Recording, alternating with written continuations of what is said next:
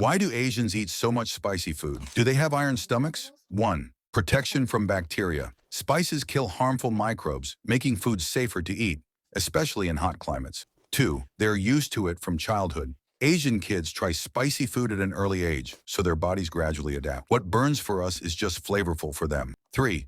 Spicy food is healthy. It improves blood circulation, strengthens the heart, and may even help you live longer. 4. Climate adaptation. In hot countries, spicy food makes you sweat, which helps cool down the body fast. 5. It creates euphoria. Capsaicin acts as a natural stimulant, making the brain release endorphins, the same hormones that boost mood after exercise. Would you dare to eat the spiciest pepper in the world? Let me know in the comments.